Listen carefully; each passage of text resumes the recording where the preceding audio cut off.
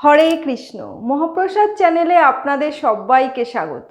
আজকে আমি বানাবো ছোলার ডালের পকোড়া। এই পকোড়াটি একদিকে যেমন হয় খুব মুচমুচে, আর এর স্বাদ হয় অতুলনীয়। তাহলে শুরু করি আজকের পকোড়া। ছোলার ডালের পকোড়ার জন্য আমি এখানে 1 কাপ পরিমাণ ছোলার ডালকে 4 ঘন্টা জলে ভিজিয়ে রেখে জল ঝরিয়ে নিয়েছি। এবার এটা এখন আমি একটা মিক্সিং জারের মধ্যে দিয়ে দিচ্ছি।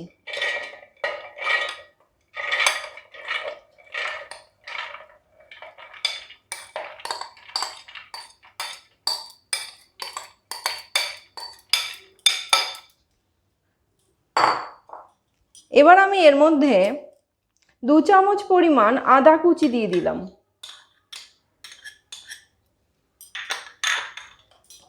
এখন এটা আমি মিক্সিতে বেটে নেব। ছোলার ডালটা আমার মিক্সিতে বাটা হয়ে গেছে। দেখুন ঠিক এরকম হবে, একটু ঘন ঘন হবে, খুব বেশি পাতলা হবে না, আর একটু দানা দানাও থাকবে। আমি কিন্তু ডালটা বাটার সময় খুব বেশি জল দিইনি, কারণ ডালের মধ্যে একটু জল ছিল, তাই ওইভাবেই আমি ডালটাকে বেটে নিয়েছি।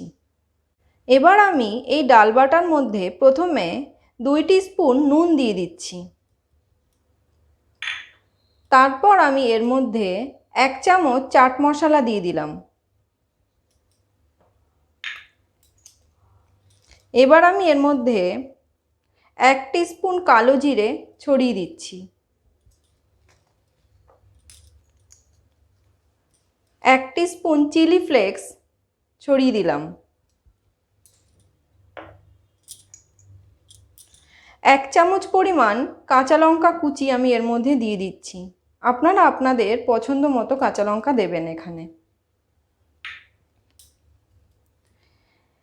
এবার আমি এর মধ্যে প্রায় 3 চামচ পরিমাণ ধনেপাতা কুচি দিয়ে দিলাম।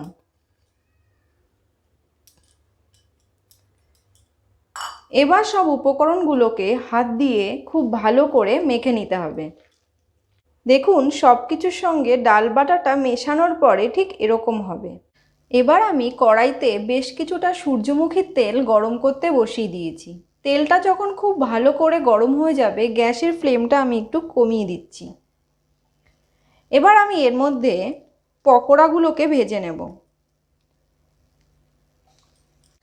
আমি মিডিয়াম সাইজ অনুযায়ী পকোড়াগুলোকে ভাজছি। আপনারা আপনাদের পছন্দ মতো ছোট বা বড় আকারে পকোড়াগুলোকে ভেজে নিতে পারেন। আমি ছোলার ডালের পকোড়াগুলোকে কড়াই থেকে নামিয়ে একটা প্লেটে খুব সুন্দর করে সাজিয়ে নিয়েছি। এখন আমি এটা রাধা মাধবকে ভোগ অর্পণ করব। আমার এই পকোড়ার রেসিপিটি যদি আপনাদের ভালো লেগে থাকে, তাহলে আমার চ্যানেলটিকে সাবস্ক্রাইব করার জন্য অনুরোধ রইল, আর পাশে থাকা বেল আইকনটিকে অবশ্যই প্রেস করে রাখবেন, যাতে আমি যখন কোনো নতুন রান্না দেব তার নোটিফিকেশান আপনাদের কাছে পৌঁছে যায়।